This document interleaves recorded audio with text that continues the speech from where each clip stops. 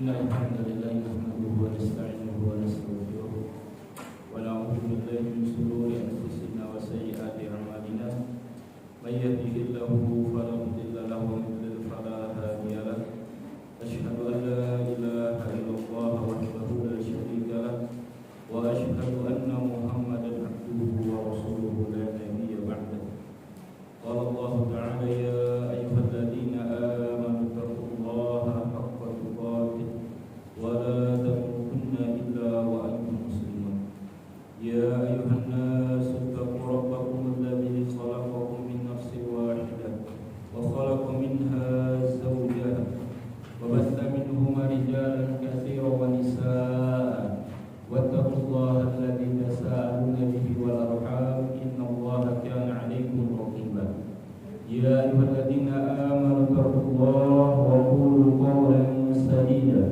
يصلح لكم أعمالكم ويغفر لكم ذنوبكم ومن يطع الله ورسوله فقد فاز فوزا عظيما أما بعد. Alhamdulillah, para muslimah ibu sekalian yang dirahmati oleh Allah Subhanahu wa taala. Mohon maaf datangnya telat ya Bu. Semoga niat baiknya di rumah untuk belajar ilmu agama sudah dicatat sebagai pahala kebaikan yang besar di sisi Allah Subhanahu wa taala. Oleh karena itu, saling mengingatkan kepada para muslimah sekalian, mari kita luruskan niat kita atur niat kita, hadirnya kita di masjid ini dalam rangka beribadah kepada Allah Subhanahu wa taala. Ibu-ibu, belumlah kita paham materi nanti disampaikan, duduk saja kita di majelis ilmu itu adalah ibadah. Duduknya saja kita di pengajian seperti ini, kalau niatnya karena Allah, itu bernilai ibadah. Maka diceritakan dalam sebuah hadis ketika Rasulullah SAW menjelaskan keutamaan duduk di pengajian, duduk di majelis ilmu seperti ini. Rasulullah membawakan hadis qudsi, Allah mengatakan, Ayyuhal malak wasyhirukum qad ghafartu lahum. Allah Subhanahu wa taala bersaksi di hadapan para malaikat dengan mengatakan, wahai para malaikat, wasyhirukum, saksikanlah bahwa mereka semua yang hadir di majelis ilmu telah aku ampuni dosa-dosanya. Dan Allah Subhanahu wa taala mengampuni orang-orang yang duduk di majelis ilmu. Duduk di majelis, bahasa kita pengajian seperti ini. Ya. Kemudian malaikat mengatakan, ya Rabb, innahu laisa minhum wa ya Rabb, sungguhnya ada di antara mereka yang dia datang bukan untuk pengajian. Ibu-ibu ada nggak yang datang ke sini tujuannya bukan untuk pengajian ibu? Misalkan kalau barisan atau teman-teman lama. Apa jawaban Allah Subhanahu wa taala? Humul julasa la yasqi bihim man jalisahum. Kata Allah Subhanahu wa taala, mereka semua sama. Karena mereka semua duduk di pengajian, duduk di majelis ilmu, maka mereka semua mendapatkan ampunan dari Allah Subhanahu wa taala. Insyaallah ya. Jadi ibu sekalian, duduk pengajian, kita duduk di majelis ilmu, kita menyimak karena Allah, perkara paham dan tidak paham itu tambahan dari Allah Subhanahu wa taala. Ya, karena tingkat pemahaman orang itu beda-beda. Tingkat pemahaman orang belajar agama itu berbeda-beda. Tapi sudah mau duduk saja di majelis ilmu itu adalah ibadah. Maka kita berharap semoga dari majelis ilmu seperti ini dosa-dosa kita diampuni, dosa-dosa kita dibersihkan oleh Allah, dari setiap kebaikan amal saleh menjadi tabungan pahala kita nanti di sisi Allah Subhanahu wa taala. Satu syarat, karena Allah. Niatnya karena Allah, ibadah karena Allah, bukan karena keenakan sama teman, bukan karena sudah anggota tetap majelis ilmu malu kalau datang, bukan, tapi karena Allah Subhanahu wa taala. Salawat dan salam adalah senantiasa kita sanjungkan kepada Rasul kita Muhammad sallallahu alaihi wasallam. Allahumma shalli wa sallim wa barik wa atim ala habibina wa qudwatina Muhammad wa ala alihi wa sahbihi ajma'in. Abu Hurairah, sahabat yang mulia, pernah bertanya kepada Nabi sallallahu alaihi wasallam, ya Rasulullah, man as'adun nasi bi syafa'atika yaumal qiyamah? Abu Hurairah pernah bertanya sama Nabi SAW, ya Rasulullah, siapakah manusia yang paling bahagia dengan syafaatmu nanti di hari kiamat? Siapa bu? Saya pernah dengar hadis ini. Orang yang paling bahagia mendapatkan syafaat, yang paling berhak dapat syafaat dari Rasulullah di hari kiamat siapa? Apa jawaban Nabi SAW? Pernah dengar hadisnya bu? Pernah? Belum ya? Jawaban Nabi SAW, as'adun nasi bi syafaati yaumal qiyamah man qala la ilaha illallah khalisan min qalbihi. Jawaban Nabi SAW, manusia yang paling bahagia dengan syafaatku di hari kiamat adalah mereka yang mengatakan la ilaha illallah khalisan min qalbih, ikhlas, tulus dari dalam hatinya. Mereka adalah manusia yang paling bahagia dengan syafaat Rasulullah SAW. Jadi maksudnya para muslimah, kalau kita ingin dapat syafaat beliau, ingin dapat syafaatnya Nabi Sallallahu Alaihi Wasallam, tauhidkan Allah, ya, tauhidkan Allah, amalkan kandungan la ilaha illallahnya. Apa arti la ilaha illallahnya bu? Tiada Tuhan. Apa artinya tiada Tuhan selain Allah? Ya udah itu artinya ya, tiada Tuhan selain Allah, ya itu artinya tiada Tuhan selain Allah. Kalau boleh ditambahkan makna lebih sempurnanya, makna dari la ilaha illallah itu adalah ya, la ma'budu illallah, atau dalam pengertian lain laisa bihaqqin bil ma'budi illallah. Tidak ada yang berhak untuk diibadahi kecuali Allah. Tidak ada yang berhak untuk diibadahi kecuali Allah Subhanahu wa taala. Ibu minta rezeki, minta dikasih cucu misalkan dari anak yang sudah nikah, mintanya sama siapa? Allah Subhanahu wa taala. Minta agar rezeki suami itu dilancarkan, dilapangkan, ya, dimudahkan bisnisnya. Kemudian juga ibu yang punya bisnis dilancarkan, mintanya sama Allah. Maka rasa takut, rasa berharap, rasa meminta ini hanya kita aturkan kepada Allah Subhanahu wa taala. Termasuk minta keselamatan nanti di akhirat. Ya. Minta keselamatan di akhirat, mintalah kepada Allah Subhanahu wa taala. Jangan minta sama Nabi Sallallahu Alaihi Wasallam ya bu. Jangan minta sama Nabi Muhammad. Ada nggak yang minta sama Nabi Muhammad? Misalkan begini, wahai Nabi selamatkan aku nanti di akhirat. Wahai Nabi berikan keselamatan kepada aku di akhirat. Permintaan seperti ini kurang tepat. Permintaan yang benar bagaimana? Ya Allah selamatkan hamba ya Allah. Ini yang paling benar. Minta langsung kepada Allah Subhanahu wa taala. Rasulullah itu ngasih syafaat, Rasulullah punya syafaat. Tapi Rasulullah ketika mau ngasih syafaat itu izin dulu, minta izin dulu sama Allah Subhanahu wa taala. Ya. Jadi diceritakan Rasulullah itu harus sujud dulu. Nabi itu harus sujud dulu, ketika diizinkan baru ngasih syafaat.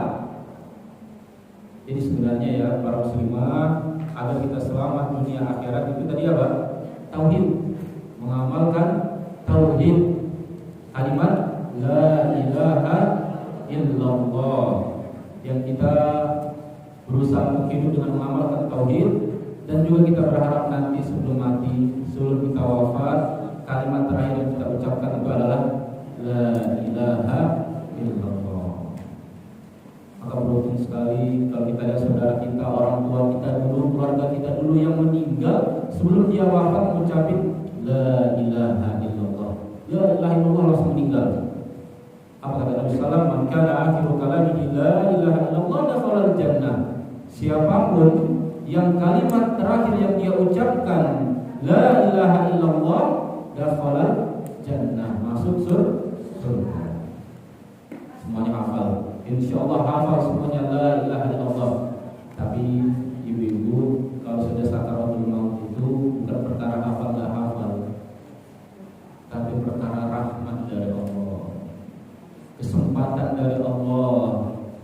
Kalau cuma modal hafal la ilaha illallah, anak-anak kita atau cucu-cucu itu hafal la ilaha illallah, mengucapin la ilaha illallah itu gampang. Tapi orang sakaratul maut malaikat maut itu kelihatan, tampak bagi dia yang akan mengambil nyawanya atas izin Allah. Jadi tanpa izin Allah dia nggak akan bisa mengucapkan la ilaha illallah. Jadi gimana caranya agar lisan kita bisa mengucapkan la ilaha illallah? Mulai sekarang biasakan kehidupan kita sehari-hari itu mengamalkan kandungan makna tauhid la ilaha illallah. Contohnya tadi lalu minta kesembuhan, dia mintanya sama Allah. Jangan datang ke orang nggak pintar. Minta keturunan, dia minta sama Allah Subhanahu wa Ta'ala. Minta dikasih keselamatan, dikatain rumahnya angker, rumahnya ada penunggunya, minta perlindungan sama Allah Subhanahu wa Ta'ala. Ya, jadi inilah inti dari kenapa kita diciptakan, kenapa kita dihidupkan oleh Allah adalah untuk mentauhidkan Allah Subhanahu wa Ta'ala. Inilah fokus utama kita ibu sekalian. Puncak dari ibadah itu adalah tauhid, mentauhidkan Allah. Maka adalah iman Islam. Usahakan kita mati di atas keislaman, mati di atas keimanan kepada Allah Subhanahu wa Ta'ala. Alhamdulillah, pertemuan pertama Allah izinkan saya bisa bertemu dengan ibu semuanya. Semoga ini pertemuan yang diberkahi oleh Allah Subhanahu wa Ta'ala, majelis ilmu yang datang dan keberkahan yang menumbuhkan takut kita kepada Allah, ya. Karena percuma ya ibu sekalian, pulang dari pengajian gak tambah takutnya kepada Allah, pulang dari pengajian gak ada peningkatan dalam ibadah, ya. Maka ini kita katakan sia-sia seperti ini. Jadi usahakan setiap kali selesai dari pengajian itu ada perubahan yang kita rasakan dari keimanan, iman kita naik, ya. Kemudian takut kita kepada Allah semakin besar, kita paham cara ibadah, berarti pengajiannya bermanfaat seperti itu. Tapi kalau pengajiannya nyampe rumah ditanya sama suaminya, apa tadi yang dibahas? Apa yang dibahas? Kalau cuma ketawa-ketawa misalkan, nggak dapat apa-apa ilmu yang didapatkan, maka ini sia-sia seperti itu. Baik, pengajian kita, tema kajian kita hari ini tentang Dzulhijjah, ya, tentang keutamaan bulan Dzulhijjah. Kapan bulan Dzulhijjah? Hari ini Dzulhijjah bukan? Tanggal berapa? Tanggal 1 Dzulhijjah. Ibu ada yang kurban? Ada yang kurban nggak? Hah? Maksud saya kalau tanya begini, kalau ada yang kurban hari ini jangan potong kuku ya Bu. Mulai hari ini jangan potong kuku, ke salonnya nanti dulu potong rambutnya. Kapan mulai lagi? Nanti pas sapi atau kambingnya disembelih. Jadi pas sapi dan kambingnya disembelih baru potong kukunya. Itu khusus bagi yang mau kurban, ya. Khusus bagi yang mau kurban. Kalau yang nggak mau kurban ya nggak apa-apa. Ya. Bagi yang sudah punya kambing misalkan, udah pesen dia mau dikurbankan tahun ini, maka mulai tanggal 1 Dzulhijjah ada larangan untuk memotong kuku dan rambut. Itu maksudnya. Makanya tadi kita tanya ya Bu ya, karena sudah masuk tanggal 1 Dzulhijjah. Tapi kalau suaminya yang kurban, ibunya nggak kurban, nggak apa-apa Bu. Yang punya hewannya aja. Kalau suaminya yang udah beli kambing, beli sapi, suaminya yang nggak boleh cukur. Kalau ibunya nggak apa-apa, potong kuku atau meninggikan rambut seperti itu. Puasa ya Bu ya. Saya minum ya Bu.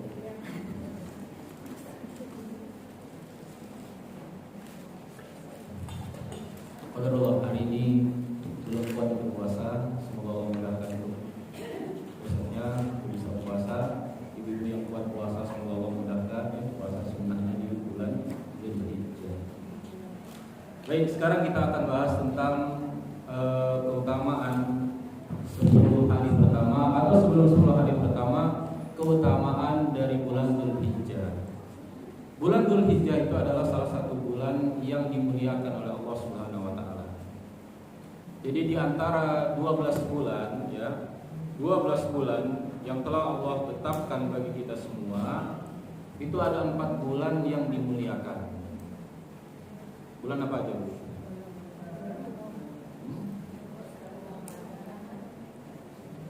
Apa saja bulan haram?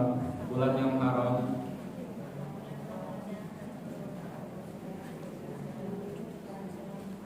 Pernah dengar enggak?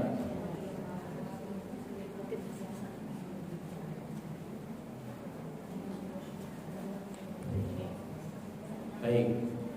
Di antara 4 bulan itu Ibu sekalian, bulan kemarin sama bulan ini, bulan Dzulqa'dah dan bulan Dzulhijjah. April Mei mana? Gak masuk April Mei. Karena penanggalan yang ditetapkan di dalam agama kita, syariat kita itu adalah penanggalan tahun Hijriyah, ya, Hijriyah. Maka Dzulqa'dah dan Dzulhijjah itu adalah bulan haram. Ya.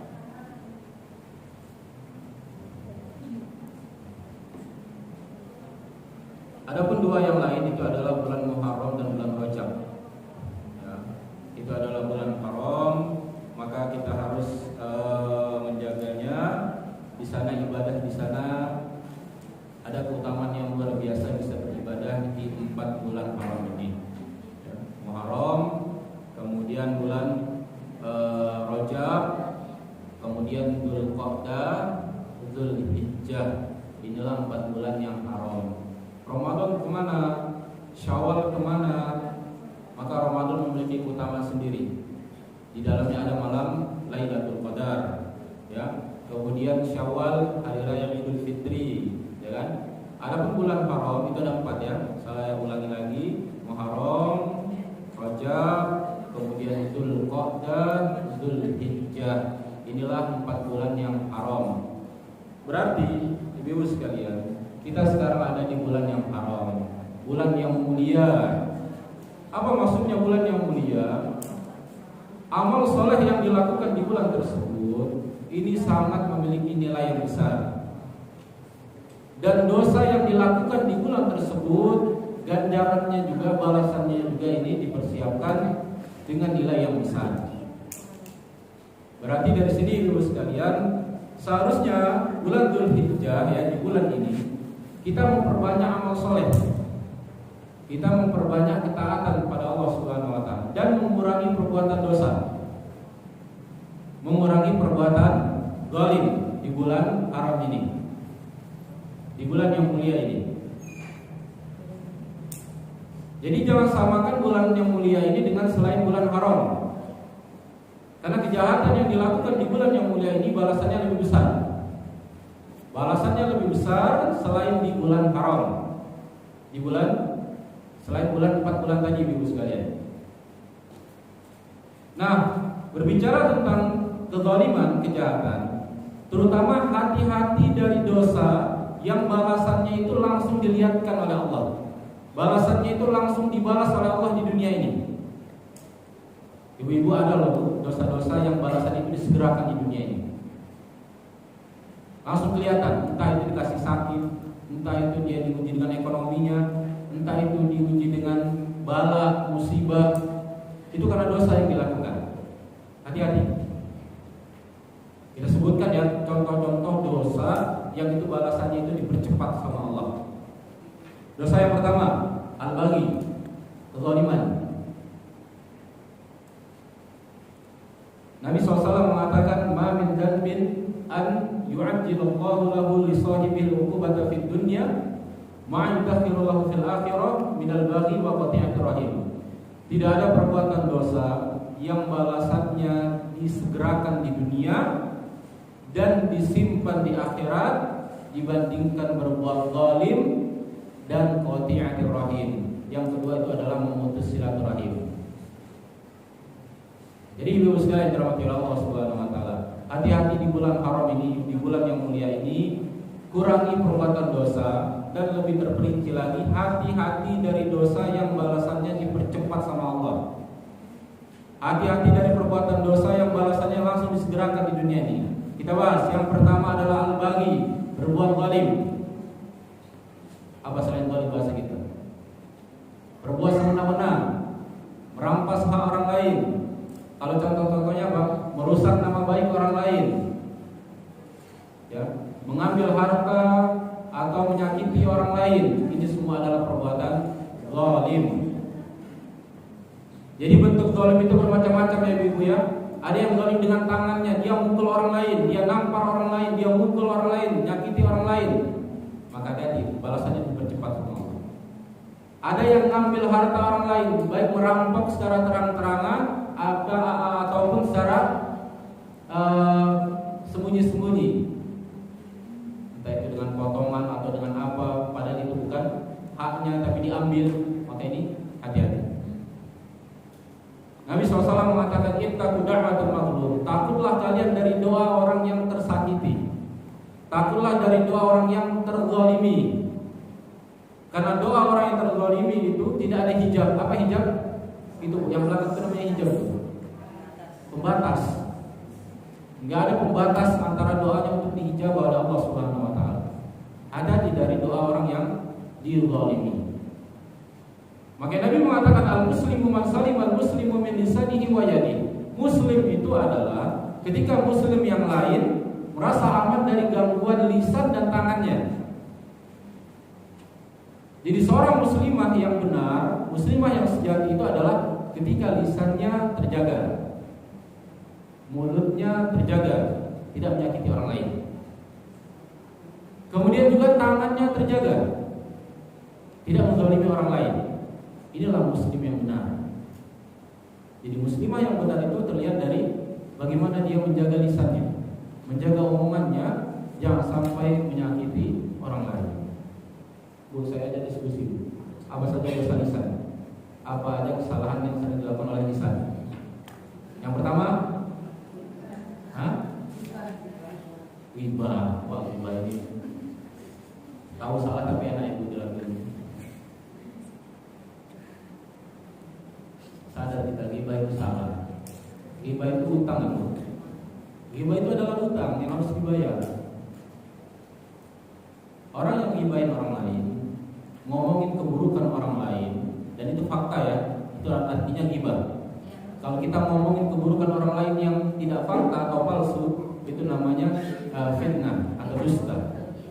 Jadi ghibah itu memang zikroka akhaka bima yakrah, engkau membicarakan keburukan saudaramu dan dia tidak suka. Dan memang benar yang dibicarakan fakta. Jadi kalau sekarang ada yang mengatakan enggak ghibah, emang kenyataan, ya itu ghibah. Ghibah itu ya kenyataan. Kalau enggak kenyataan itu bohong namanya, fitnah. Dosanya lebih besar lagi. Dosanya lebih berat lagi. Ibu sekalian dirahmati Allah Subhanahu wa taala, cara taubat dari dosa ghibah itu ya. Yang pertama, kalau orang yang kita ghibahi belum tahu, tidak tahu kalau dia dibicarakan keburukannya, maka kita cukup taubat kepada Allah, kemudian kita bicarakan kebaikan dia di hadapan orang lain. Ya. Misalkan kita ngomongin si A belum tahu kalau lagi diomongin. Sadar kita istighfar, ini salah, maka minta ampun sama Allah. Kemudian cara balasnya apa? Ngomongin kebaikan A di hadapan orang lain. Enggak perlu masih tahu si A. Kondisi yang kedua, kita ghibahin orang lain dan orang ini sudah tahu. Dia dengar di belakang dia banyak menceritakan, dia difitnah misalkan, atau dia tahu ada yang ngomongin dia dari belakang. Caranya gimana? Istighfar sama Allah, taubat kepada Allah, kemudian minta maaf sama orang ini. Karena sudah nyakitin hatinya. Minta maaf sama orang ini, datangi dia, minta penghalang. Setelah itu bicarakan kebaikan dia di hadapan orang lain. Jadi kalau kita ngomongin dia di medsos, tahu medsos kan Bu ya? Ibu banyak kan medsos Bu ya? Ada WA, ada Facebook, ada Instagram, ada apa lagi? Kalau kita ngomongin keburukan dia di situ, cara balasnya apa? Hapus itu, kemudian bicarakan kebaikan dia di medsos tadi.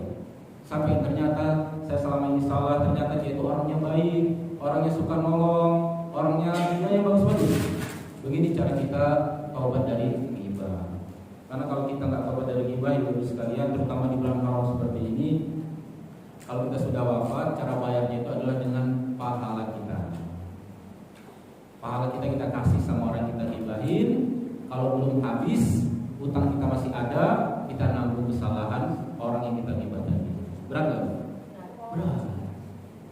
Tapi gak enak kalau nongkrong ngobrol kalau gak ghibah. Nah ini ya, ghibah juga gak berkaitan sama orang lain Bu. Ghibah ngibahin suami sendiri, gibahin. Ya, gibahin saudara muslim ya. Saudara muslim yang paling dekat sama kita kan suami, orang tua, mertua. Justru berbuat baik sama orang yang lebih dekat itu pahalanya lebih besar. Kita kasih bantuan sama saudara sendiri yang lagi butuh, pahalanya lebih gede dibandingkan kita kasih bantuan sama orang yang kita kenal. Sebaliknya, kita berbuat jelek sama orang yang lebih dekat sama kita, itu dosanya lebih besar dibandingkan sama orang yang tidak kita kenal, meskipun dua-duanya salah berbuat dosa itu. Nah, jadi hati-hati dari ghibah. Selain ghibah apa lagi? Dosa yang dilakukan oleh lisan. Perbanyak istighfar berarti ya kita kalau ghibah ya. Ya, ngumpat, mencela, ya, menjelek-jelekkan orang lain. Ini hati-hati juga. Ingat kata Nabi SAW, ma bu'istu la'anan, tidaklah aku diutus sebagai orang yang suka mengumpat, suka melaknat. Dikit-dikit keluar kata jelek, dikit-dikit doain keburukan, dikit-dikit anaknya nakal nyumpahin yang aneh-aneh. Enggak seperti ini. Ibu-ibu sekalian, ada 3 doa yang mustajab. Adalah da'watul walid li waladihi, doanya orang tua kepada anaknya itu mustajab. Makanya doain anak itu yang bagus-bagus, doain anak itu yang baik-baik, karena doa orang tua itu mustajab. Jadi juga menjadi peringatan bagi kita sebagai anak, hati-hati jangan membuat orang tua doain yang jelek-jelek buat kita. Ya. Baik, yang pertama tadi ya kezaliman. Jadi hati-hati dari perbuatan zalim, jangan sampai kita menyakiti orang lain, karena memang berat berurusan sama manusia ini. Kalau berurusan sama Allah, kita taubatan nasuha, dosa kita diampuni. Tapi kalau sama orang, ini nggak akan selesai. Allah nggak akan menganggapnya selesai sampai kita minta maaf terlebih dahulu, minta penghalalan terlebih dahulu. Jadi ya mungkin dulu karena kita khilaf, karena kita ya belum belajar agama, ada hak orang lain yang kita ambil, kembalikan. Segera pulangin, segera kembalikan, ya, segera minta maaf sebelum kita diwafatkan oleh Allah Subhanahu wa taala. Dosa yang kedua adalah qati'atur rahim, memutus silaturahmi, memutus hubungan rahim. Hati-hati, jangan sampai dilakukan juga di bulan haram ini, di bulan Dzulhijjah ini, karena ini bulan yang haram. Memutus silaturahim. Siapa itu silaturahmi? Orang-orang yang punya hubungan rahim dengan kita. Mereka lah yang disebut dengan silaturahmi. Kakak, adik, paman, bibi, orang tua, anak, itulah orang-orang yang punya hubungan silaturahmi sama kita. Kerabat. Maka nggak boleh kita memutus silaturahmi dengan mereka. Nabi mengatakan la yadkhulul jannata qati. Tidak akan masuk surga orang yang memutus silaturahim. Saudaranya miskin, saudaranya tidak mampu, akhirnya nggak mau dikunjungi. Dia malu punya saudara yang tidak mampu seperti ini, maka dia telah memutus silaturahim. Dia telah memutus hubungan kerabat. Dosanya besar.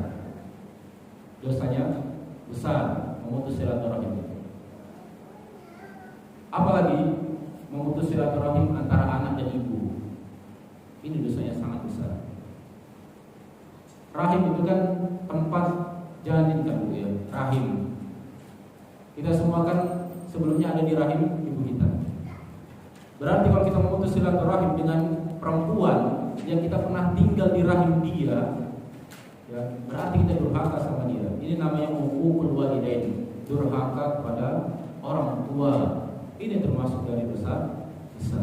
Mari kita sering dengar cerita, kenapa bisnisnya hancur, kenapa sekarang kok banyak penyakitnya, kenapa dia diuji dengan banyak masalah. Ternyata ceritanya apa? Dia pernah durhaka sama orang tuanya. Dia memutus silaturahim, nggak mau tegur sapa, ngediemin saudaranya, nggak mau berkunjung, nggak mau menolong, dianggap bukan saudara lagi. Maka nggak boleh. La yahillu limri'in muslim an yahjura akhahu fawqa salasati layal. Enggak halal bagi seorang muslim mendiamkan saudaranya itu lebih dari, enggak boleh. Ya, kita enggak boleh mendiamkan saudara kita itu lebih dari 3 hari. Kemudian berikutnya, dosa yang harus kita jangan sampai kita jatuh di bulan haram ini, agar balasannya tidak kita dapatkan di dunia ini. Berikutnya adalah tajasus. Apa tajasus? Pernah dengar nggak, Bu? Tajasus, memata-matai, mencari-cari kesalahan orang lain. Ya. Nabi SAW mengatakan, wala tanajashu wa kunu ibadallah ikhwana. Janganlah kalian saling mencari-cari kesalahan masing-masing. Jadilah saudara, hamba-hamba Allah yang bersaudara. Jadi kita, hukum asalnya ibu sekalian, kita nggak boleh mengorek-ngorek kesalahan orang lain yang dia nggak terang-terangan menampakkan kesalahannya. Kayak kita lagi kumpul di sini, Ibu. Ya, sebenarnya kita lagi kumpul di sini, kita kan nggak saling tahu aib masing-masing. Kita nggak tahu dosa masing-masing. Ini kan enak, nikmat seperti ini. Kumpul bareng, duduk bareng, nggak ada perasaan yang aneh-aneh. Karena kita nggak tahu aib masing-masing. Ya meskipun insya Allah setiap kita punya dosa, aib, kekurangan masing-masing. Namun Allah sembunyikan.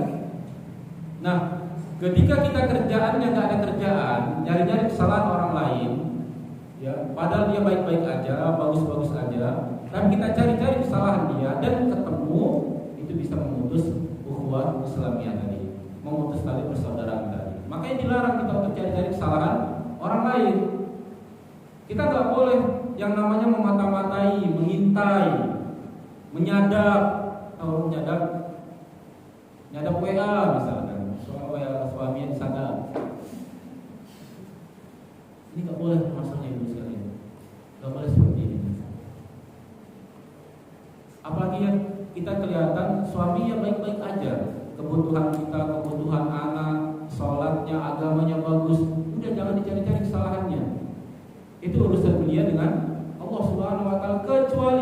Kecuali ada tanda-tanda yang aneh dari suami. Udah mulai ada lain, udah mulai menyimpang, udah mulai kelihatan kecium bau-bau yang aneh. Nah, di sini baru untuk memastikan tabayun namanya, minta penjelasan. Makanya pernah ada pertanyaan ibu yang masuk Japri, dia nanya, dia seorang ibu-ibu, dia nanya, boleh nggak kalau saya nyadap WA suami saya? Kita jawab kenapa alasannya. Ada tanda-tanda kalau suaminya ini selingkuh seperti itu. Kita jawab, hukum asalnya nggak boleh kita ini nyadap WA orang lain, ya, memata-matai orang lain. Ini dilarang di dalam agama Islam, kecuali di sana ada kezaliman. Ya, seperti suami melakukan naudzubillah misalkan perselingkuhan, nah ini baru untuk membuktikan tadi. Kalau dia baik-baik aja ini tidak boleh. Kehormatan orang lainnya harus dijaga ya. Kemudian berikutnya dosa yang harus kita jaga. Jangan sampai kita lakukan di bulan haram, intisyar syarr indal muslimin. Jangan sampai kita menyukai tersebarnya keburukan di tengah-tengah kaum muslimin. Karena orang-orang yang suka keburukan terjadi di tengah-tengah kaum muslimin, mereka adalah orang-orang yang gak suka kalau kaum muslimin ini bagus agamanya. Sederhananya begini, gak suka lihat orang lain dekat sama Allah. Ini nggak boleh. Kita lihat ada perempuan yang pakai jilbab atau belajar pakai jilbab besar atau bahkan belajar pakai niqab, pakai cadar, mulai muncul di hatinya, ngapain orang yang pakai beginian? Mau apa dia? Jangan-jangan dia teroris, jangan-jangan dia mau kejahatan. Hati-hati dengan pemikiran seperti ini. Jadi ibu sekalian dirahmati Allah Subhanahu Wa Taala, ketika kita lihat ada saudara kita sudah mulai belajar taat, ya, sudah mulai rajin pengajian, kita ikut senang. Kita ikut senang, bukan justru kita hasad atau kita punya pikiran yang aneh-aneh.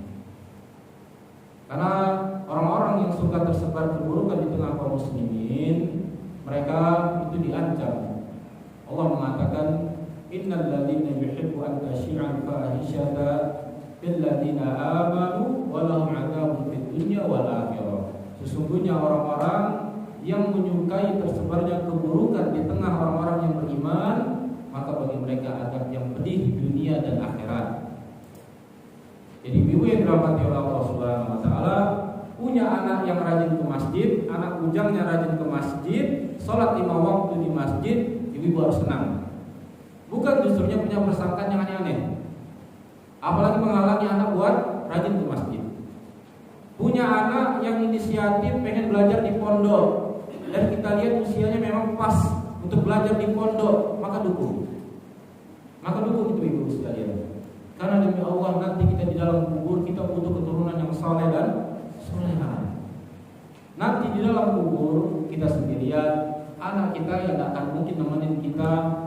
Sesayangnya anak kita sama kita, paling pol itu paling nganterin sampai di makam kita aja. Di malam pertama nggak mau dia tidur sama kita di kuburan tadi. Suami kita, sesayang-sayangnya suami sama istri, sama bu. Paling akhir itu paling suami turun ke liang lahat, ngangkat jasad istrinya, masukin, ditutup papan, selesai. Suaminya pulang. Makanya kita butuh keluarga yang soleh. Jadi meskipun mereka nggak di samping kita dengan jasadnya, tapi mereka sama kita dengan doa-doanya tadi. Jadi punya anak yang mau misalkan mau mondok ya, rajin sholat, maka dukung. Bukan dihalang-halangi, bukan dikatakan hati-hati kamu ikut aliran apa, kamu ikut ajaran apa, enggak, tapi dukung. Namun tetap waspada ya ibu sekalian, karena bagaimanapun banyak oknum yang menyalahgunakan penampilan. Ya, banyak oknum yang menyalahgunakan penampilan hingga akhirnya membuat kaum muslimin ini memukul rata. Kalau penampilannya sama berarti perbuatannya sama.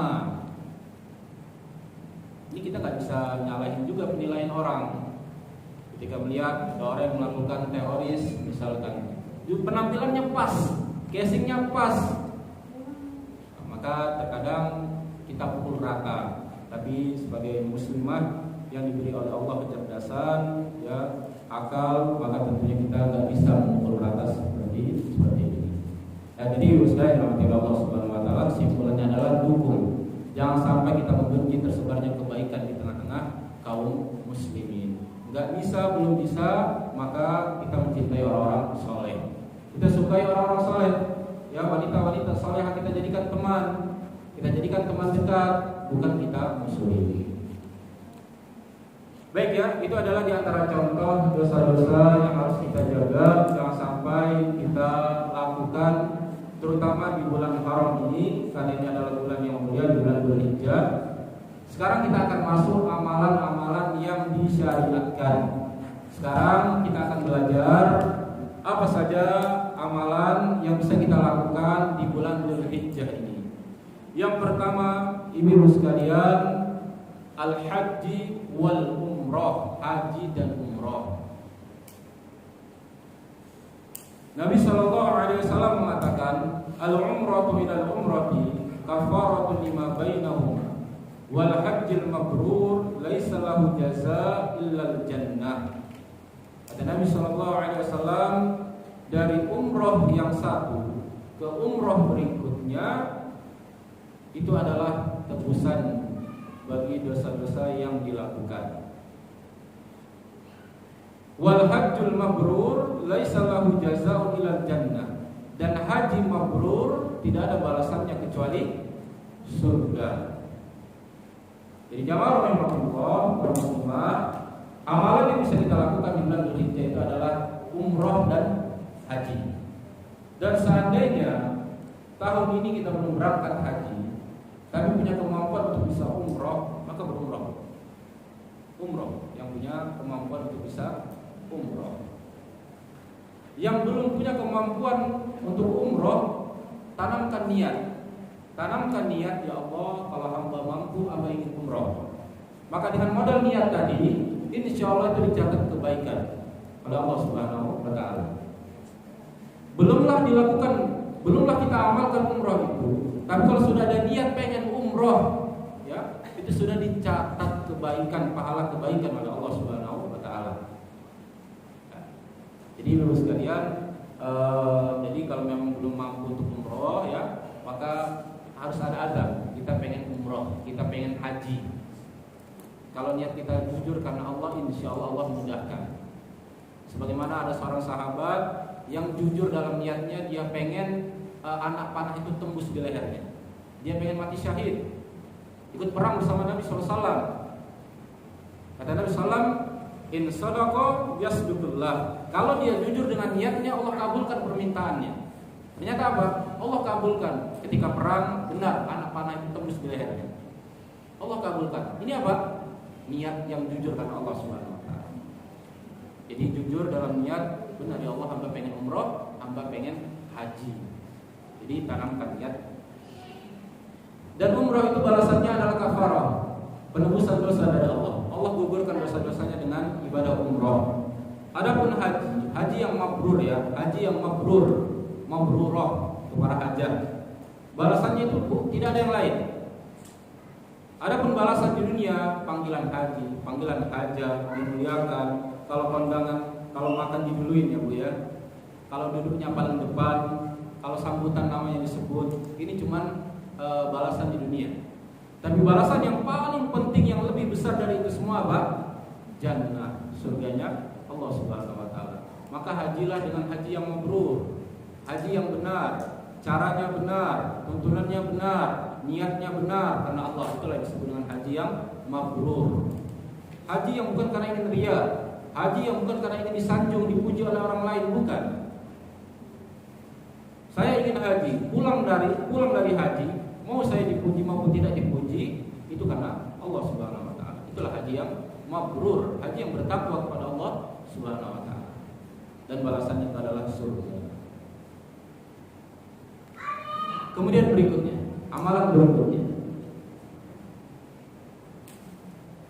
berpuasa selama hari-hari pada bulan Dzulhijjah. Maksudnya di sini Bapak sekalian, mulai dari tanggal 1 ya, mulai hari ini, yang punya kemampuan adalah dia berpuasa sunnah. Dan diakhiri dengan puasa di tanggal 9 atau puasa Arafah. Ya, puasa sunnah. Jadi mungkin nggak sempat puasa hari ini, ya bisa dia puasa besok. Mulai besok dia puasa sunnah. Perbanyak puasa sunnah. Besoknya lagi, terus sampai tanggal 9. Tanggal 9 itu hari, kalau kita lebarannya Senin, berarti Ahad ya, atau Minggu. Itu puasa terakhir di Arafah, puasa Arafah. Tapi kalau nggak bisa berurutan, ya mungkin diselang-seling. Ya, mungkin ini hari Sabtu, nantilah Senin, sekalian puasa Senin Kamis. Boleh, puasa Senin dia puasa sunnah, nanti lagi Kamis dia puasa sunnah. Tapi yang di tanggal 9 di hari Arafah, usahakan puasa ya Bu. Yang di tanggal 9 Dzulhijjah, puasa Arafah, usahakan puasa. Qadarullah kalau ibunya misalkan uzur syar'i, sakit atau memang haid, datang bulan, maka ini sudah ada niat, yang penting mau puasa sunnah. Ya, jadi puasa sunnah itu sangat dianjurkan di bulan Dzulhijjah. Keutamaannya adalah siyamu yaumi Arafah ahtasibu 'ala Allah an yukaffiru sanata allati qablahu wallati ba'da. Berpuasalah atau berpuasa pada hari Arafah itu dapat mengampuni dosa setahun sebelumnya dan sesudahnya. Jadi ya, keutamaan puasa Arafah itu ibu sekalian, itu menghapuskan dosa 1 tahun sebelumnya dan 1 tahun sesudahnya. Itulah keutamaan dari puasa Arafah. Jadi di tanggal 9 ingetin keluarganya, ingetin suaminya, ingetin anak-anaknya, ya, ajak keluarganya untuk puasa sunnah sama-sama. Itu puasa Arafah di tanggal 9. Sudah, ini amalan yang kedua ya. Amalan yang ketiga, nanti ada tanya jawab ya, insyaallah ya. Amalan yang ketiga ibu sekalian, takbir dan zikir. Takbir dan zikir.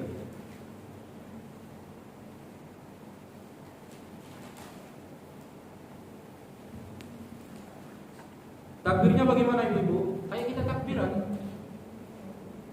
Jadi seharusnya mulai tadi malam itu sudah takbiran. Takbiran aja masing-masing. Allahu Akbar, Allahu Akbar, Allahu Akbar, la ilaha illallah, wallahu akbar, dan seterusnya. Kayak kita takbiran. Jadi takbir di bulan Dzulhijjah ini ada dua. Ada yang namanya takbir mutlak, ada yang namanya takbir muqayyad. Takbir mutlak dimulai tadi malam, ya, dan berakhir sampai itu di hari terakhir di hari Arafah. Itu takbir mutlak. Takbir mutlak ini Ibu sekalian, nanti tanya ya kalau ada yang kurang jelas. Ini enggak terikat dengan waktu dan tempat. Ibu mau takbiran di rumah, mau takbiran di masjid. Kalau dahulu para ulama, Umar bin Khattab, Ibnu Abbas, kalau masuk pasar, sudah masuk Dzulhijjah, takbiran. Jadi takbir di pasar. Maksud saya, jangan kaget ya Bu ya, kalau nanti didapetin kok ada yang udah takbiran. Maksudnya bukan takbir pakai pengeras suara mic, bukan, di masjid bukan. Takbiran masing-masing. Nah, Ibu lagi di supermarket, kok yang dagangnya takbiran kayak orang lebaran. Itu adalah sunnah di bulan Dzulhijjah. Nah, itu disebut dengan takbir mutlak. Ada lagi namanya takbir muqayyad. Ini dilakukan di mulai subuh di tanggal 10 Dzulhijjah. Jadi pas subuh lebaran, setiap habis sholat, itulah disebut dengan takbir muqayyad, takbir yang terikat, berakhir sampai tanggal 13 Tasyrik. Itu dimaksud dengan takbir muqayyad. Jadi takbiran Ibu ya, takbiran sendiri-sendiri aja. Allahu Akbar, Allahu Akbar, la ilaha illallah, Allahu Akbar, Allahu Akbar, walillahil hamd. Terus diulang-ulang seperti itu. Ini termasuk zikir yang bisa kita lakukan di bulan Dzulhijjah.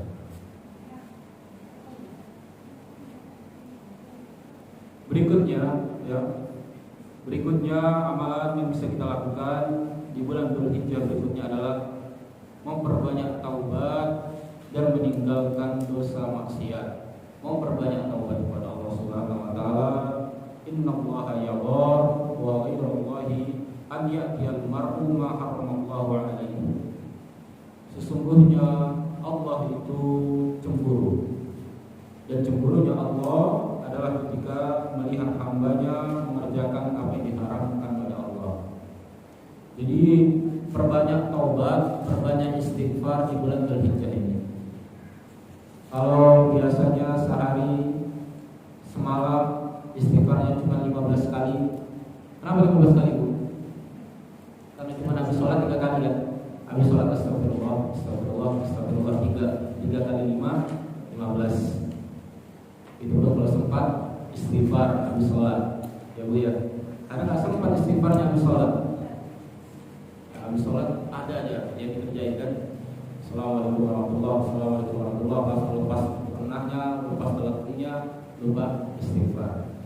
Padahal Nabi SAW tidak pernah kurang istighfar dan taubat lebih dari, atau kurang dari 70 kali atau 100 kali. Beliau sudah diampuni dosa-dosanya oleh Allah.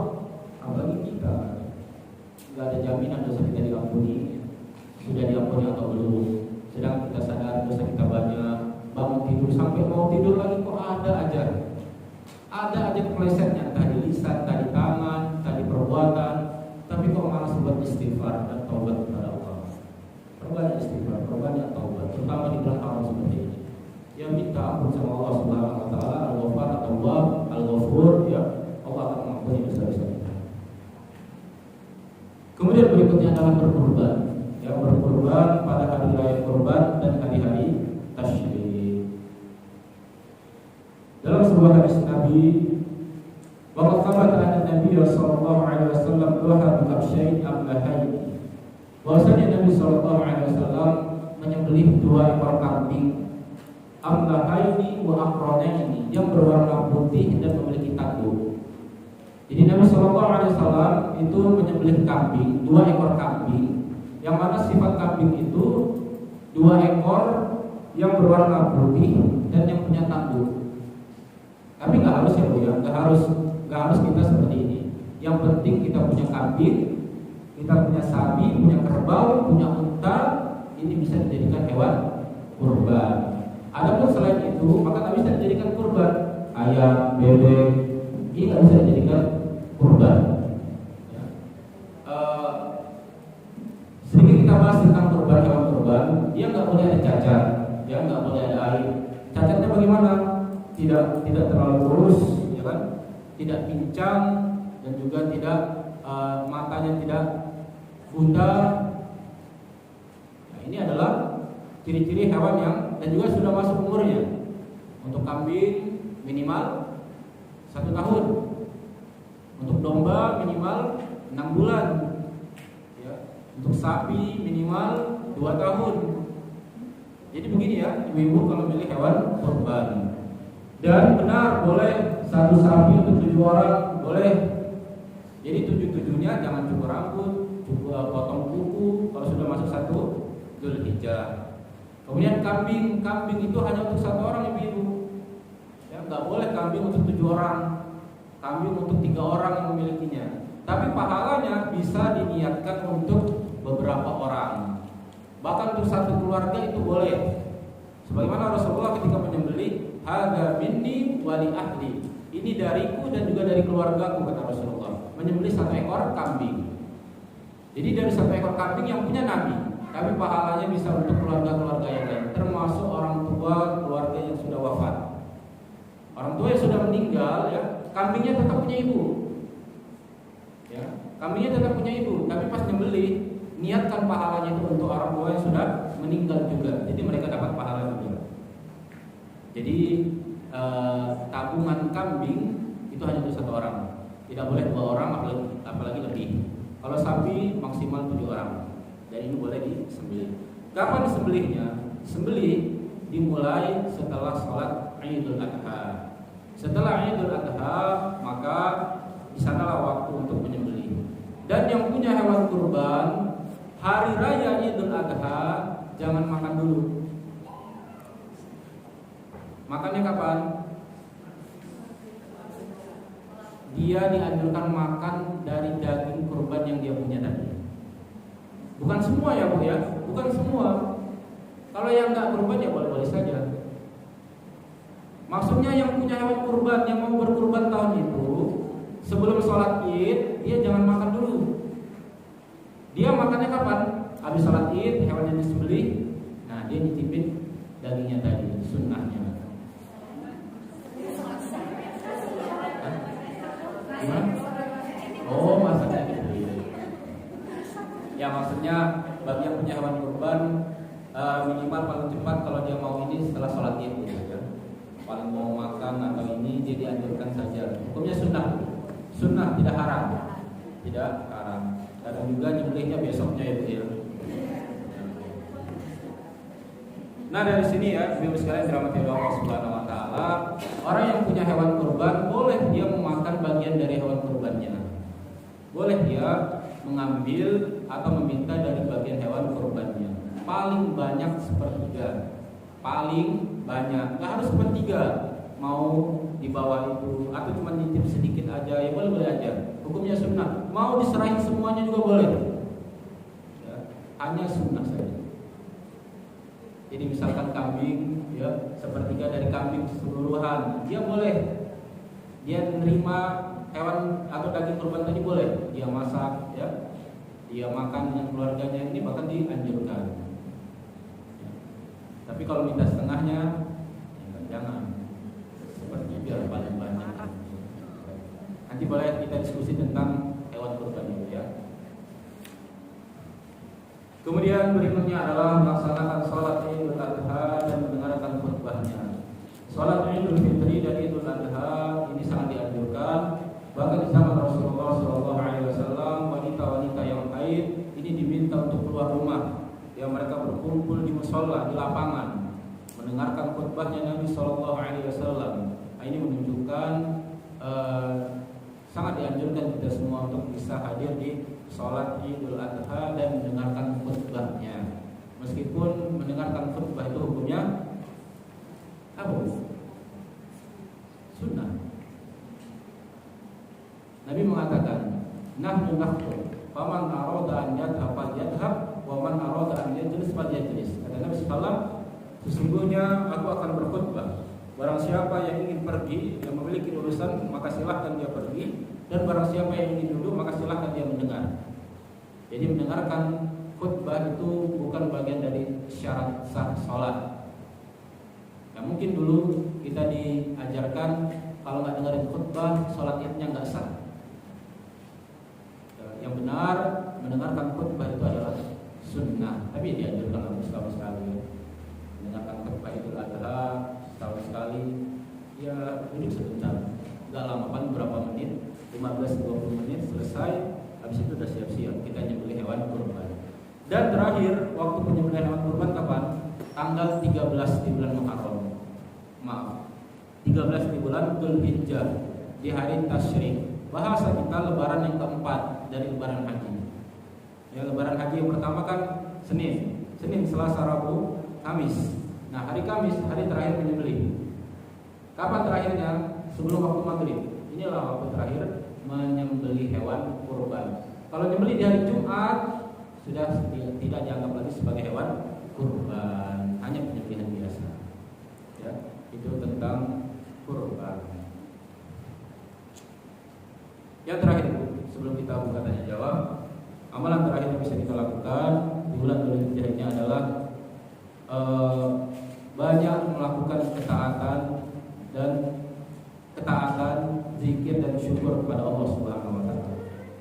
Banyaklah melakukan amal soleh di bulan Muharram ini. Apapun yang bisa kita lakukan di bulan Dzulhijjah ini ya.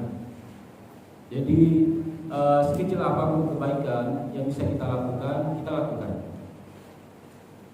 Bahkan cuma sekedar ngilangin gangguan di jalan, bisa ibu bersihkan, itu lakukan.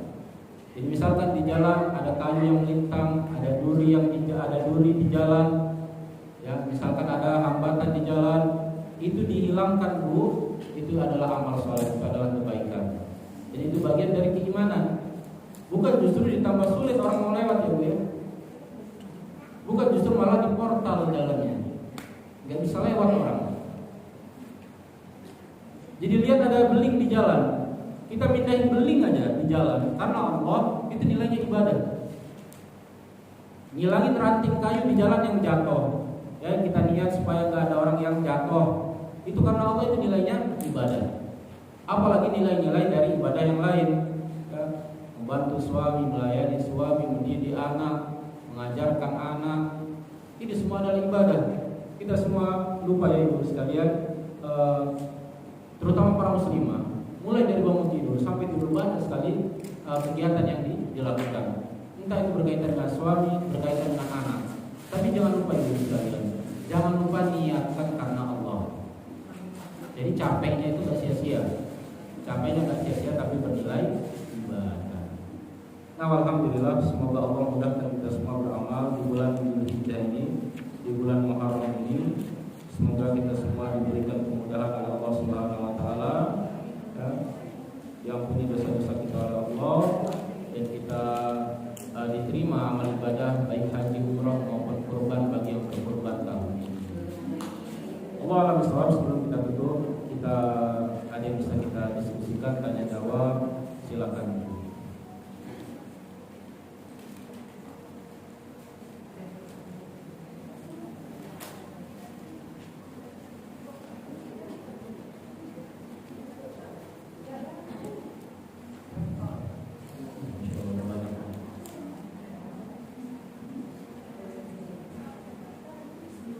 Baik, izin bertanya, manakah yang lebih dianjurkan? Puasa selama 10 hari full di bulan Dzulhijjah atau hanya di tanggal 9 saja? Gak boleh puasa 10 hari full di bulan Dzulhijjah, karena di tanggal 10 haram puasa. Ya, di tanggal 10 Dzulhijjah haram puasa, gak boleh puasa selama 10 hari. Mana yang lebih dianjurkan? Kalau dianjurkan secara umum, perbanyak puasa sunnah dari tanggal 1 sampai tanggal 9. Ini yang sangat dianjurkan. Gak bisa semuanya, maka minimal jangan lewati tanggal 9. Tanggal 9-nya dijaga, jangan sampai kelewatan tidak puasa sunnah. Allahumma shalli. Amalan apa saja bisa dilakukan di bulan Dzulhijjah saat seorang perempuan sedang haid? Dan apakah diharuskan datang ke tempat pelaksanaan sholat Id? Baik, di antara amalan yang bisa dilakukan oleh ibu atau wanita yang sedang haid adalah dengan zikir. Dengan berzikir ini tidak terhalangi dengan haid.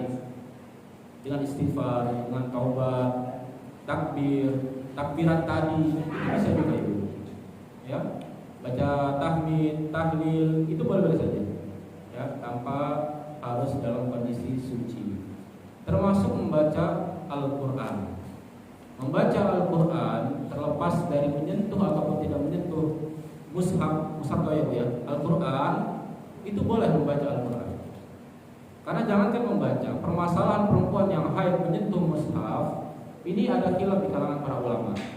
Perbedaan pendapat di kalangan para ulama. Kalau ibu tanya saya, bolehkah tanpa bersuci menyentuh mushaf? Secara pribadi saya mengambil pendapat boleh. Menyentuh mushaf itu boleh. Ada yang mengatakan la yang masuk illal mutahharun. Tidak ada yang menyentuhnya kecuali orang-orang yang disucikan. Maka dari ayat ini ada berpendapat berarti orang yang tidak suci tidak boleh pegang Al-Quran. Tapi ada yang mengatakan tafsiran dari al-mutahhar itu adalah para malaikat. Tidak ada yang bisa menyentuh Al-Quran di Lauhul Mahfuz kecuali para malaikat atas izin Allah. Karena Al-Quran itu diturunkan, pertama diturunkan ke langit, baru ke bumi. Maka Al-Quran di Lauhul Mahfuz tidak ada yang menyentuhnya kecuali para mutahharun, orang-orang yang disucikan. Maka dari sini Allah akan bersabda ya, ibu-ibu, afdolnya dalam kondisi suci megang Quran. Tapi boleh, maka mengambil pendapat yang boleh, maka boleh menyentuh mushaf. Apalagi sekarang sama mudah ibu ya, di HP ibu itu kan ada aplikasi Quran. Ya kan buka aplikasinya. Yang ibu pegang kan bukan Quran, tapi HP. Lalu boleh saja baca Quran di sana. Karena yang ibu pegang itu bukan mushaf, tapi Al-Quran. Jadi banyak sekali. Bersedekah, sedekah, ya, kurban itu bisa dilakukan oleh wanita yang haid. Karena kalau mau kita bahas secara fikih, satu-satunya amalan yang nggak boleh dilakukan orang yang tidak bersuci atau harus berwudu itu adalah sholat. Ya. Tapi wanita haid haram puasa, ya wanita haid haram untuk sholat dan ini. Baik, berikutnya, bolehkah menggabungkan niat puasa Dzulhijjah dengan puasa ganti Ramadan? Tidak boleh. Karena ganti puasa Ramadan itu wajib, qada ya. Itu hutang, itu harus sendiri. Ada puasa sunnah itu berbeda lagi. Jadi mana nih yang diduluin? Bayar hutang dulu atau puasa sunnah? Tergantung waktunya. Kalau tanggal 9 ya puasa sunnah dulu, karena ngejar puasa Arafahnya.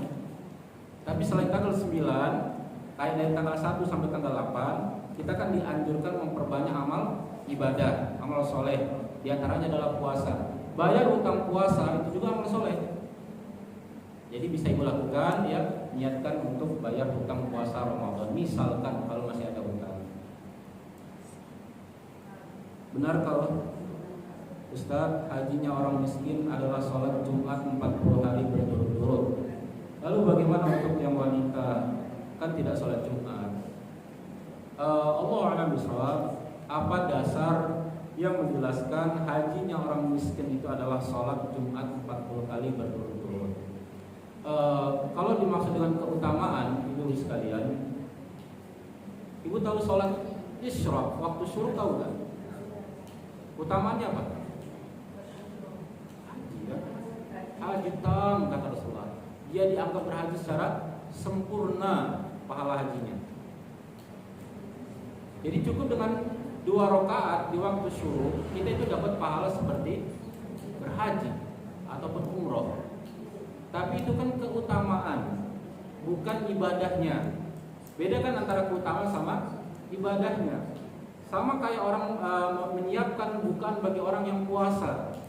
Dia kan dapat pahala seperti orang yang puasa, tapi dia punya kewajiban untuk berpuasa.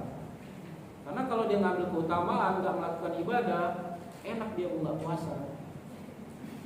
Tinggal cukup beli takjil, kasih ke orang yang puasa, dia dapat pahala seperti orang yang puasa. Jadi bedakan antara keutamaan sama ibadah tadi, ya Bu ya. Nah haji ini memang syaratnya adalah istitoah, punya kemampuan. Kemampuan apa? Punya kemampuan untuk bisa sampai ke sana, ya, termasuk di dalamnya adalah ad-dabah atau markab, kendaraan yang bisa membawa dia ke sana. Inilah yang dimaksud dengan kemampuan di sana, istitoah tadi.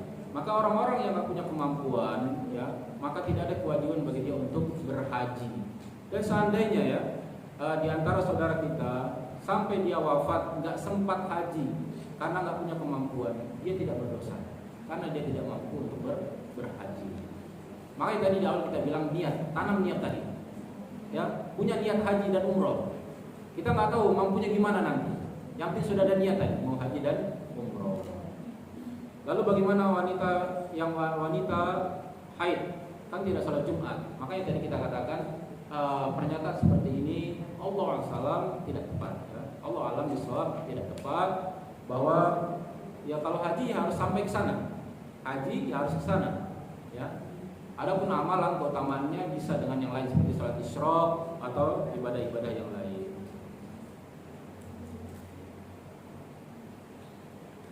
Bagaimana caranya berkurban di bulan ini tapi anak belum akikah? Apakah boleh? Boleh. Ibu-ibu, akikah itu dianjurkan ketika anak belum balik. Ketika anak belum balik, maka orang tuanya dianjurkan untuk mengakikahkan dia. Setelah anak itu balik, apalagi sudah besar, sudah dewasa, sudah berkeluarga, kemudian punya kelapangan, pengen akikah diri sendiri, boleh-boleh saja. Tapi bukan menjadi tanggung jawab dia sebenarnya. Maka dari sini, apalagi sekarang yang lebih diutamakan itu adalah kurban, kan Bu? Karena memang momennya pas. Ibadah itu bernilai besar ketika dilakukan pada waktu dan tempatnya masing-masing. Waktunya sekarang yang pas itu nyembelih kambing, itu niatnya untuk kurban. Jadi kurban, meskipun belum akikah tidak masalah, kurbannya tetap sah. Karena nggak ada kaitannya antara akikah dan kurban. Akikah itu kaitannya sama orang tua.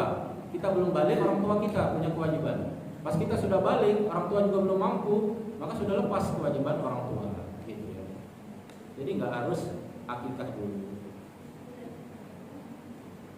Apakah boleh menitipkan doa kepada orang yang berangkat haji maupun umroh? Menitipkan doa, hanya sekedar menitipkan doa seperti ya minta ketika dia di waktu mustajab, di tempat mustajab, di raudhah atau di tempat-tempat yang baik agar mendoakan kita, hukumnya boleh-boleh saja. Boleh. Tapi ibu sekalian, jangan sering-sering minta didoain sama orang lain. Allah Subhanahu wa taala sangat suka kalau hambanya ini langsung berdoa langsung kepada Allah Subhanahu wa taala. Allah sangat suka lihat hambanya ini mengangkat tangannya, menangis, kemudian mengadu langsung sama Allah Subhanahu wa taala. Allah suka dengan hamba-hamba seperti ini. Ya. Jadi sekali dua kali boleh-boleh aja. Ya kita minta doain sama orang lain. Tapi masa setiap hajat kita minta doain sama orang lain, ini enggak juga. Ya, apalagi kita enggak doa sama Allah. Maka boleh-boleh saja, tapi tetap langsung berdoa kepada Allah Subhanahu wa taala. Karena doa itu adalah ibadah. Doa itu belum dikabulkan, kita angkat tangan, kita merendahkan diri kita, itu sudah dianggap ibadah. Berarti kita menampakkan kita ini butuh sama Allah. Nah, menampakkan kita butuh sama Allah itu adalah ibadah. Ya. Jadi enggak sia-sia angkat tangan itu meskipun belum dikabulkan. Doa apakah yang dibaca ketika sujud tilawah? Apa sujud tilawah? Sujud yang dilakukan ketika melewati ayat atau surat sajdah, ya. Nah, doa yang dibaca, pendapat yang paling rajih itu adalah doa ketika kita sujud pada umumnya.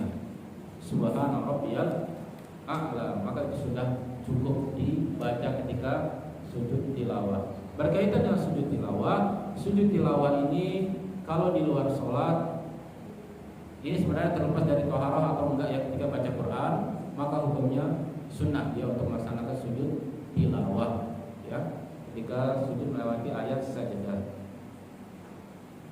Allahu a'lam. Apa hukum MLM?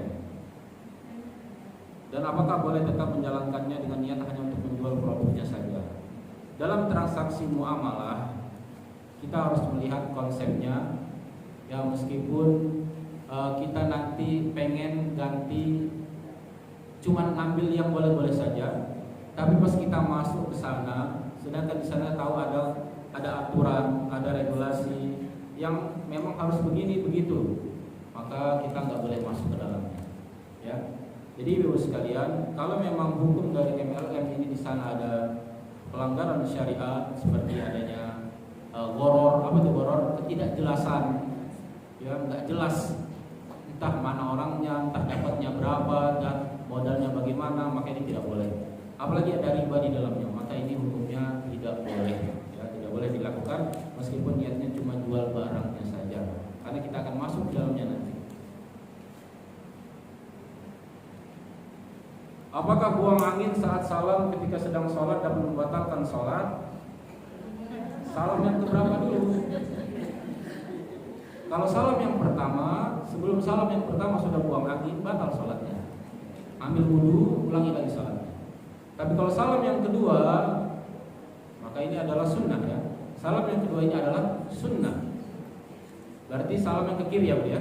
Salam ke kiri itu adalah sunnah. Nah di sini nih membedakan antara yang wajib sama yang sunnah.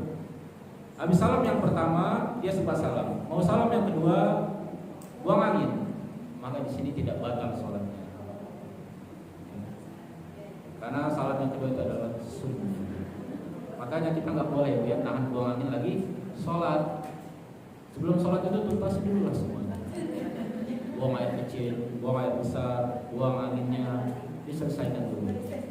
Karena hukumnya makruh. Hukumnya makruh. Sholat sambil nahan buang hajat itu hukumnya makruh. Sholat sambil nahan mules, ya kan? Sampai nahan angin itu sebenarnya keluar sedikit lagi begitu. Makanya nggak boleh, makruh ya. Apakah kita boleh merayakan anniversary pernikahan, ulang tahun pernikahan itu ya? Lebih baik untuk muhasabah aja ya dibandingkan kita merayakan seperti ini. Untuk muhasabah, apakah hak dan kewajiban yang sudah kita lakukan ya? Adakah peningkatan dari rumah tangga kita semakin dekat sama Allah kah ya? Atau justru semakin jauh? Ini jadi muhasabah daripada kita merayakan seperti ini. Izin bertanya, manakah sebutan yang benar antara silaturahim atau silaturahmi? Sama saja dalam bahasa Indonesia, tapi kalau dalam bahasa Arab silaturahim, rahmi bisa. Sama aja, bukan ada perbedaan. Ya. As-silah sama ar-rahim, dua kata tapi dijadikan satu, mudah-mudahan nilai silaturahmi. Kalau dibaca semua harokatnya, silaturahim sama, silaturahmi juga sama. Yang nggak sama itu kalau kita mengunjungin teman disebut silaturahim. Nyambut tamu yang bukan keluarga, yang bukan saudara, kita bilang silaturahim, bukan. Kalau dia Islam, Muslim, itu namanya ukhuwah Islamiyah. Jadi kayak ibu ini, kalau memang bukan saudara, saudari Muslim, bukan silaturahmi. Tapi kalau sudah terbiasa, ya, arisan silaturahmi. Ya kalau arisan keluarga ya bukan silaturahmi. Tapi kalau arisan tetangga, arisan teman-teman sekolah, alumni sekolah misalkan, ini bukan silaturahmi sebenarnya. Maksudnya bukan itu, dia nggak masuk keutamaan man aroda an yunsyafi athari wa yudilu fi umrih falasan rahimah. Nggak masuk dalam pengumuman barang siapa yang ingin dipanjangkan umurnya, dilapangkan rezekinya, dia menyambung silaturahim. Nah, maksudnya itu kalau cuman ketemu teman, ketemu orang yang punya hubungan saudara, dia nggak masuk dalam hadis ini. Jadi hadis ini membicarakan kalau kita hubungan keluarga, hubungan kerabat. Nah itu yang masuknya. Dipanjangin umur, dilapangkan rezeki kalau kita menyambung silaturahmi atau silaturahim. Dan bagaimana penggunaan ucapan subhanallah dan masya Allah dalam kehidupan sehari-hari? Subhanallah diucapkan ketika kita mendapat sesuatu yang kurang enak. Ya, misalkan nggak pas sesuai dengan keinginan misalkan. Selain subhanallah misalkan subhanallah. Tapi kalau ada yang takjub, kita melihat saudara kita ada yang membuat kita kagum, mobilnya baru, datang pengajian bawa mobil baru, masya Allah. Ya, gamisnya baru, misalnya, jilbabnya baru, masya Allah. Takjub, masya Allah baru. Atau hafalannya banyak, ya, hafalan Qurannya banyak, tahsinnya bagus, masya Allah. Jadi ucapan seperti ini, ya. Ini buat menjaga agar tidak memberikan ain. Tahu ain? Penyakit ain. Makanya kita ya nggak perlu lah kita kita semua yang kita lakukan ini kita tampilkan gitu kan. Kita taruh di status atau di WA itu nggak perlu. Takutnya mata ain itu jahat. Ya, penyakit mata itu jahat. Dia mandang aja, ya, itu bisa menimbulkan pengaruh kita. Penyakit pandangan mata yang hasad. Ini hati-hati. Al-ainu haqqun kata Rasulullah. Penyakit ain itu pasti hak. Makanya anak, dia punya anak bayi, dia posting sehat-sehat aja, kemudian beberapa jam berikutnya sakit, demam, ya. Padahal tadinya sehat-sehat aja. Bisa jadi itu karena penyakit ain, pandangan mata tadi. Nah, di sisi yang lain, jangan sengaja memancing ain orang lain. Di sisi yang lain, kita melihat orang lain, ada yang buat kita takjub, kagum, anaknya lucu, bayinya lucu, kita ucapkan doa, masya Allah, barakallah, seperti itu. Supaya takjub kita ini nggak nyakitin dia. Ya Bu ya, itu ya cara membela. Bagaimana seorang istri berkurban tetapi suami belum berkurban? Sebenarnya nggak ada aturan. Tapi yang lebih tepatnya dalam satu rumah cukup suaminya saja yang berkorban. Ya, dalam satu rumah meskipun tahun kemarin sudah suaminya, tahun ini pengen korban lagi, cukup suaminya saja yang berkorban. Nanti istrinya ikut dalam pahala korban tadi, anaknya ikut dalam pahala korban tadi. Tapi kalau mau masing-masing ya boleh-boleh saja. Ya, boleh.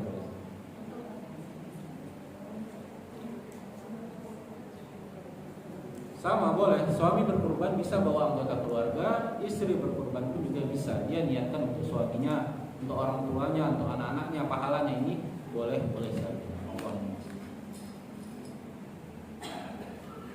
Tadi Ustaz bicara kalau umroh itu bisa menggugurkan dosa. Ada yang ingin saya tanyakan, kenapa saudara dan teman saya setelah pulang umroh kelakuan jeleknya makin terlihat, zalim kepada orang lain dan juga malah memfitnah orang lain, mencari-cari kejelekan teman.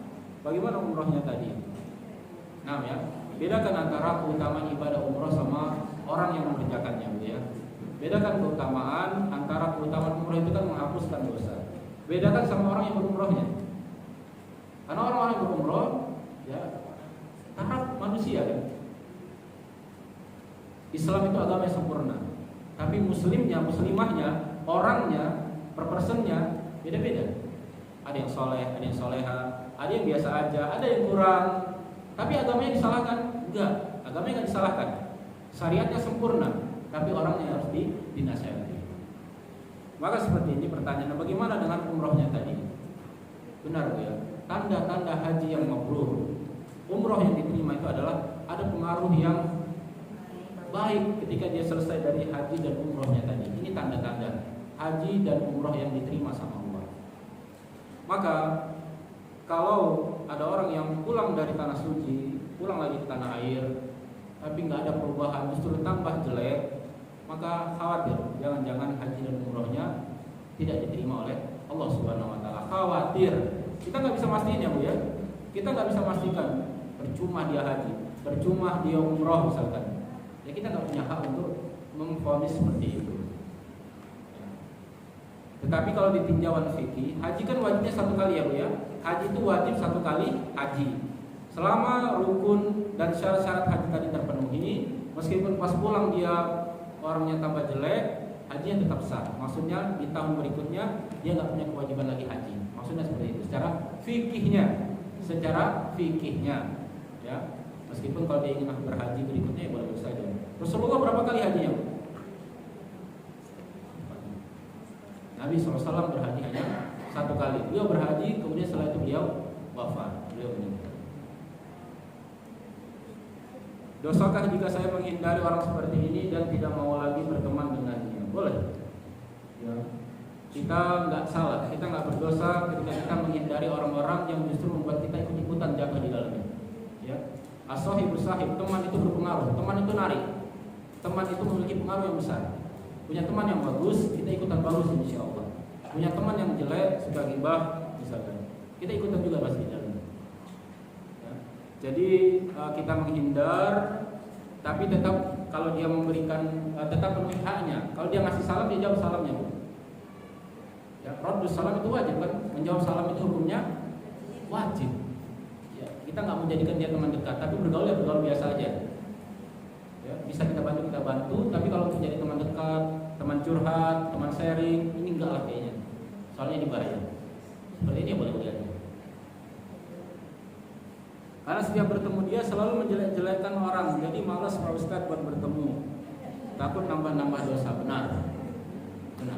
Ya. Jadi mendingan ambil cara dari orang-orang seperti ini. Allahu a'lam bishawab. Ini yang bisa kita jawab. Mohon maaf kalau ada yang kurang dari pertanyaan yang ada.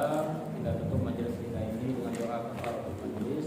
Subhanallah wa bihamdika, asyhadu an la ilaha illa anta, astaghfiruka wa atubu ilaik. Assalamualaikum warahmatullahi wabarakatuh.